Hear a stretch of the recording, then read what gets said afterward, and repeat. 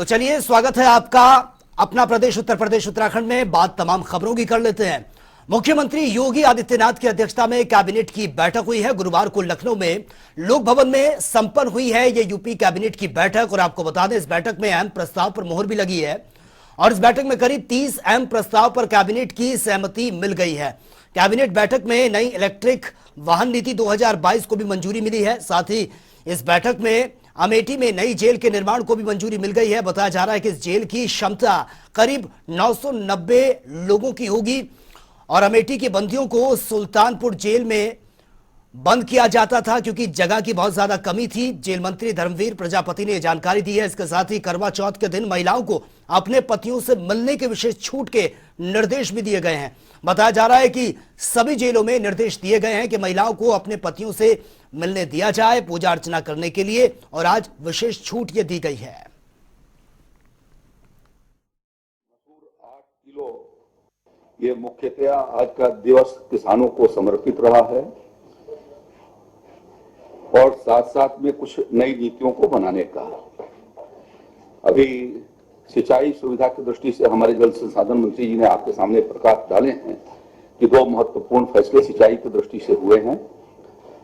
प्रदेश में अवर्षण और कमजोर मानसून और अतिवर्षा या बाढ़ के कारण जो क्षति हुई है उस संदर्भ में उत्तर प्रदेश कृषि विभाग ने आज एक प्रस्ताव लाया था और उस प्रस्ताव के अंतर्गत जो सहमति प्राप्त हुई है कि चना और मसूर के हम 1.5 लाख मिनी किट निःशुल्क 2.5 लाख मिनी किट किसानों को हम निःशुल्क उपलब्ध करवाएंगे।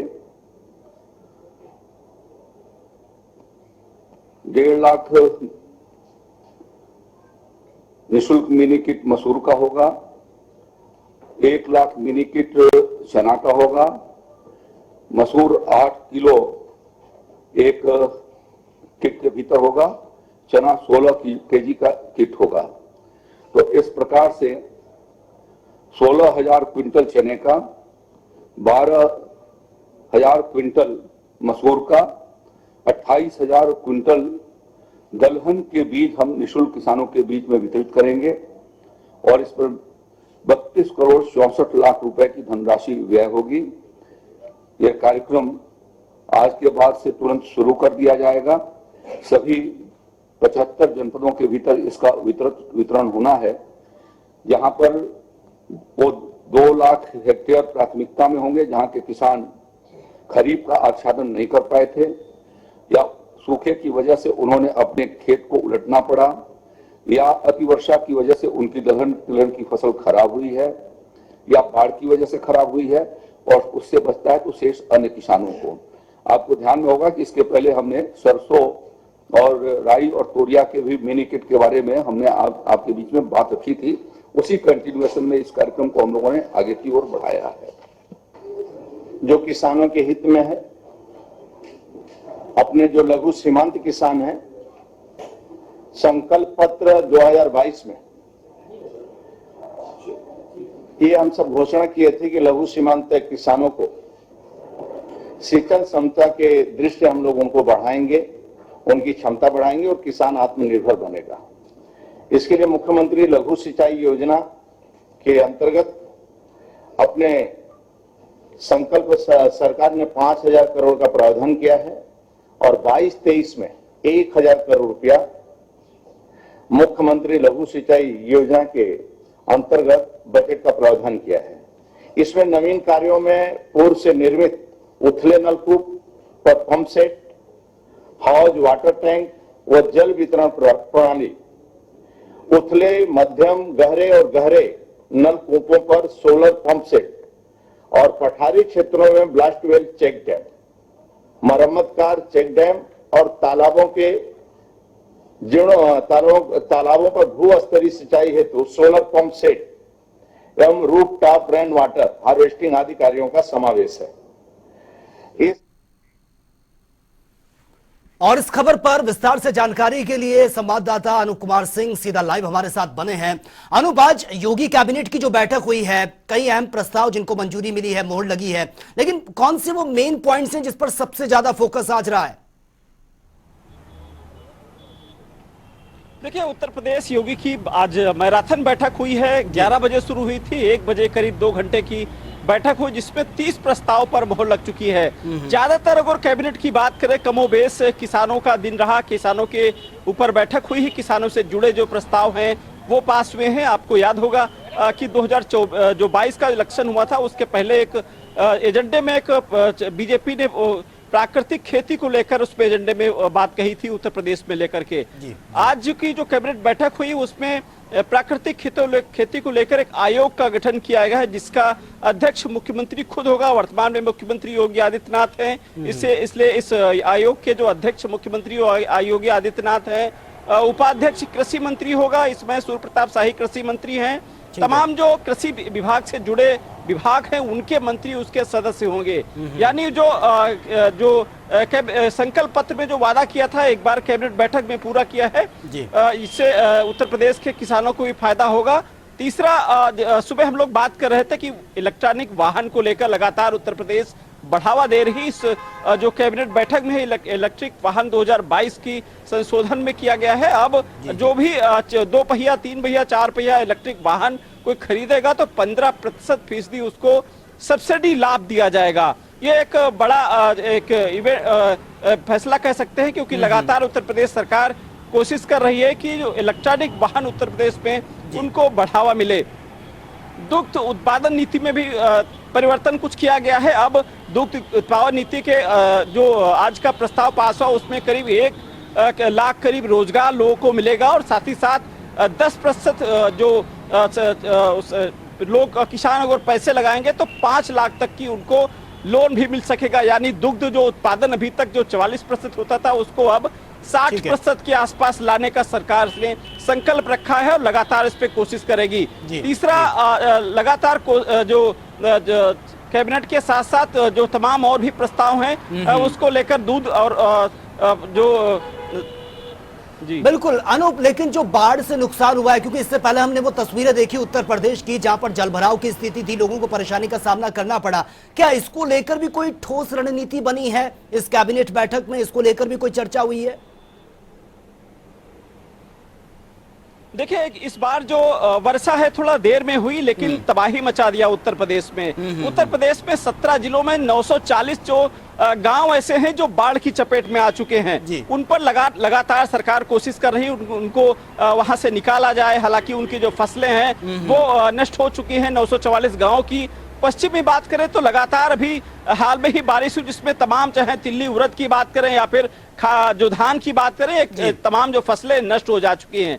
उत्तर प्रदेश सरकार की आज की जो कैबिनेट बैठक हुई उसमें जो जिन किसानों को नुकसान हुआ है इस बारिश के तहत या फिर जो बाढ़ के तहत जो फसलों का नुकसान हुआ है उसके तहत 2.5 लाख मिनी किट वितरण करने का प्रस्ताव पास हुआ है, जिसमें 1.5 लाख जो है मसूर के जो मिनी कट दिए जाएंगे, 1 लाख चने की जो मिनी कट है वो भी किसानों को वितरित किया जाएगा। तो ये कमोबेश कहा जा सकता है कि आज की जो कैबिनेट बैठक है वो किसानों पर ही आधारित रही है, किसानों को लेकर के जो बैठक हुई है। एक प्रस्ताव अमेठी को लेकर प्रस्ताव, अमेठी में अभी तक जिला जेल नहीं थी। अमेठी के जो बंदी होते थे वो सुल्तानपुर ले जाए जाते थे। 990 क्षमता वाला जो जेल एक अमेठी में प्रस्ताव पास हुआ है। हाल अभी जल्द ही उसमें काम शुरू भी हो जाएगा। जो धर्मवीर प्रजापति जेल मंत्री वो बता रहे थे कि इनका प्रस्ताव काफी पहले से सरकार से जो निवेदन किया था, आज की कैबिनेट में उसको प्रस्ताव रखा गया, वो भी मान लिया गया। तो ये कहा जा सकता है तमाम जो 30 प्रस्ताव से आज एक बड़ी कैबिनेट बैठक हुई, 30 प्रस्ताव रखे गए और 330 पास किए गए। चलिए, बहुत बहुत शुक्रिया फिलहाल आपका तमाम जानकारी के लिए। चलिए रुक कर लेते अगली खबर का। हिजाब मामले पर आज सुप्रीम कोर्ट के 2 जजों की बेंच ने अपना फैसला सुनाया है, लेकिन दोनों की राय अलग अलग थी, इसलिए मामला फिलहाल चीफ जस्टिस ऑफ इंडिया के हाथों में यह है। मामले में अब लॉर्जर बेंच के गठन के बाद इस पूरे मामले की सुनवाई होनी है। वहीं कर्नाटक से शुरू हुए इस मामले का असर अब कई राज्यों से भी देखने को मिला है। खासकर उत्तर प्रदेश में इस तरह के मामले को लेकर छात्राओं के बीच में आशंकाएं जरूर रहती हैं, और उलेमाओं ने भी सुप्रीम कोर्ट के जज का हवाला देते हुए कहा है कि सभी छात्रों और छात्राओं का राइट टू एजुकेशन और राइट टू वेयर का अधिकार है। यह ताकत संविधान देता है। कर्नाटक हिजाब मामले पर सुप्रीम कोर्ट आज 2 धड़ों में बटा नजर आया। जिस तरह से उसने फैसला दिया उसमें कहा जा रहा है कि एक ने हाईकोर्ट के कर्नाटक हाईकोर्ट के फैसले को रद्द कर दिया, जबकि एक ने उसका समर्थन किया। तो फिलहाल हमारे साथ यासूब अब्बास जी हैं इसी मसले पर बात करने के लिए। आज सुप्रीम कोर्ट दो धड़ों में बटा दिख रहा है। एक ने कहा कि बच्चों की एजुकेशन उनका अधिकार है, वो कैसे कपड़े पहने और कैसे एजुकेशन लें। फिलहाल इस फैसले को लेकर क्या कहना है? देखिए, मैं अदलिया का एहतराम करता हूँ, ये फाइनल डिसीजन नहीं है और उम्मीद है कि फाइनल डिसीजन आ जाएगा, और जब फाइनल डिसीजन आ जाएगा उसके बाद मैं आपसे तफसीली बात करूँगा। जहाँ तक हिजाब की बात है, इस्लाम मज़हब ने औरत को जो हिजाब में रहने की इजाज़त दी है कि हिजाब में रहे। पत्थर, हीरा भी पत्थर है और एक सड़क का जो पत्थर पड़ा रहता है वो भी पत्थर है, और दोनों पत्थर है। एक पत्थर खुलेआम पड़ा है, एक बैंक के लाकर्स में रखा है या आपके घर के लाकर्स में रखा हुआ है। क्यों आप उस पत्थर की हिफाजत करें, इसकी नहीं कर रहे हैं। दोनों पत्थर हैं, मगर कीमती की हिफाजत की जाती है ना, ये तो अक्ल कहती है। यह था इस्लाम धर्म ने, इस्लाम मज़हब ने औरत को बहुत कीमती समझा है, तभी हिजाब में रहने की इजाज़त दी है। खाली इस्लाम की बात नहीं, आप मेरे साथ राजस्थान चलिए, आज हिंदू धर्म में चलिए, हिंदू मज़हब में चलिए, पल्लू पूरा घूंघट काढ़े रहती हैं औरतें। हद यह है कि इस दुनिया से चली जाती हैं और उनके घर वाले, उनके जहाँ वो ब्याह के जाती हैं, उनकी शक्ल नहीं देख पाता उनके पति के अलावा। तो खाली इस्लाम में हिजाब नहीं, हर धर्म हर मज़हब में हिजाब है। और मुझे उम्मीद है कि जब फाइनल डिसीजन आएगा तो फाइनल डिसीजन हिजाब की हिमायत में आएगा। फिलहाल मामला कर्नाटक से शुरू हुआ था, लेकिन ये माना जा रहा है कि अगर इस तरह का फैसला कोई आता है, चाहे पक्ष में या विपक्ष में, इसका असर पूरे हिंदुस्तान पर नजर आएगा, खासकर उत्तर प्रदेश जैसे राज्यों में। देखिए, असर तो सभी पर पड़ेगा और हर बात है, क्योंकि कोर्ट के फैसले का हम सब सम्मान करते हैं। कोर्ट का जो भी फैसला आएगा वो हमें एक्सेप्टेबल है।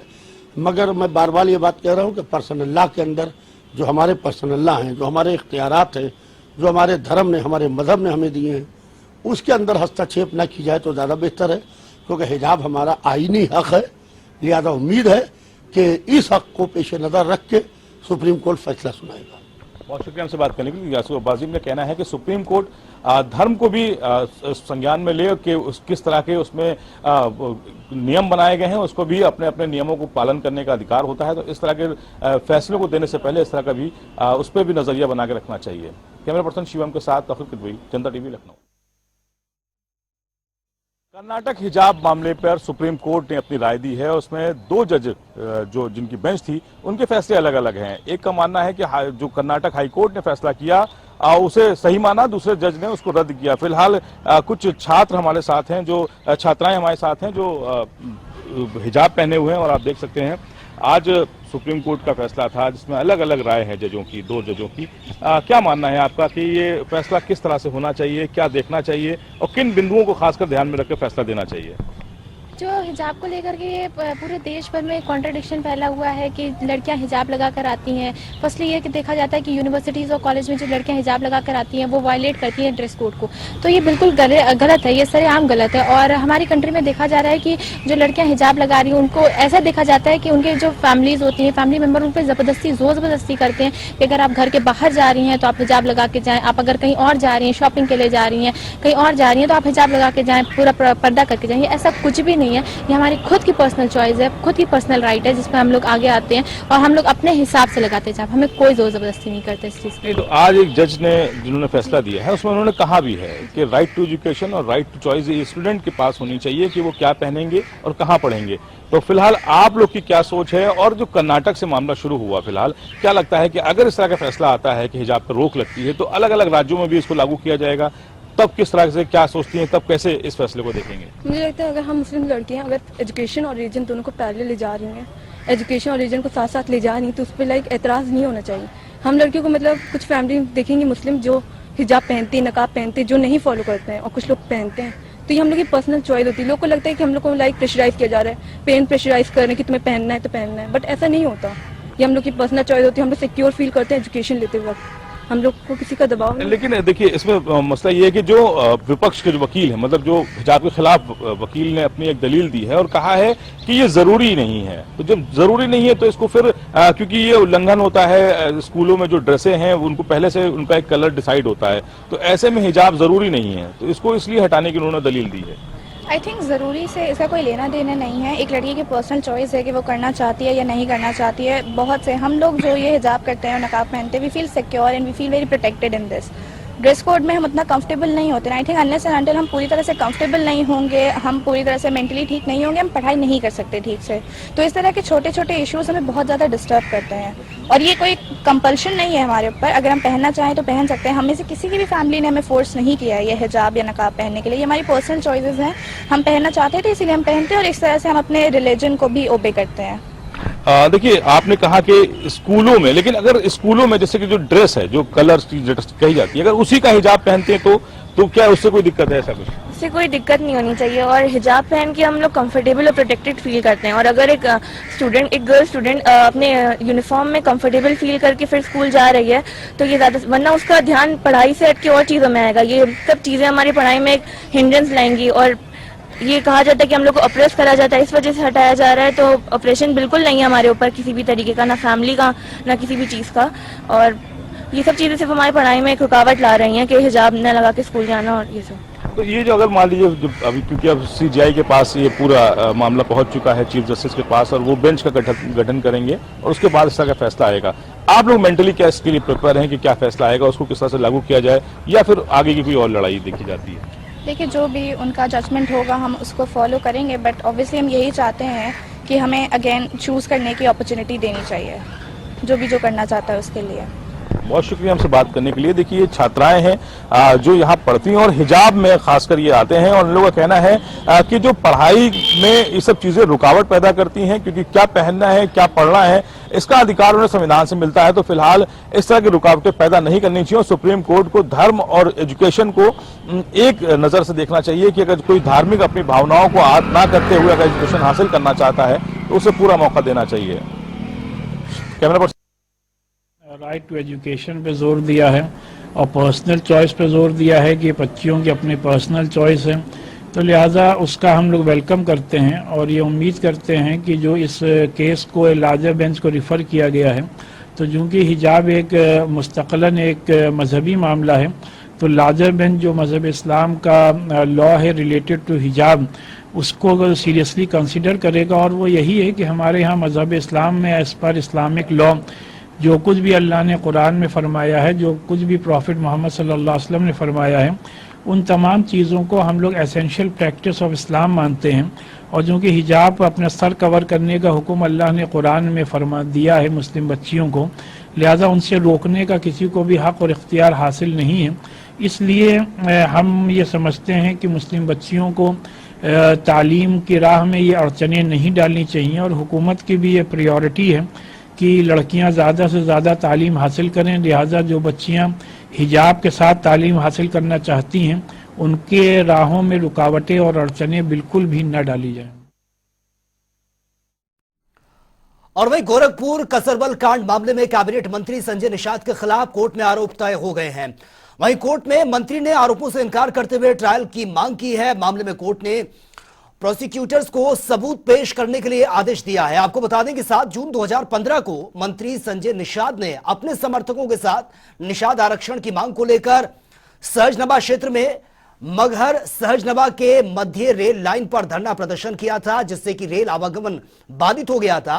और भीड़ जब उग्र हो गई तो पथराव और फायरिंग भी हुई, जिसमें कई लोग घायल भी हुए थे और कई लोगों की मौत की खबर भी सामने आई थी। पुलिस ने संजय निषाद सहित कई अन्य लोगों को आरोपी बनाकर आरोप पत्र न्यायालय में पेश किया था, जिसमें कोर्ट ने कल मामले में आरोप तय किया। और खबर के मुताबिक मामले में कई लोगों ने अपना जुर्म स्वीकार भी कर लिया है। संजय निषाद सहित 6 अन्य लोगों ने आरोपों से इनकार किया है और विचारण की मांग भी की है। कोर्ट ने 18 अक्टूबर को साक्ष्य पेश करने की तारीख अब तय की है। देखिए, लोकतंत्र की रक्षा के लिए हम लोग एक समाज सेवक भी हैं, राजनीतिक भी हैं। उसको लेके जो घटना घटी थी वो बहुत निंदनीय थी कि हम अपने हक अधिकार के लिए आवाज़ उठा रहे हो समाज के लोग, और मैं उसका नेतृत्व करने के लिए पहुंचा। और उसके बाद फर्जी 302 हम ही लोगों पर चार्ज कर दिया गया।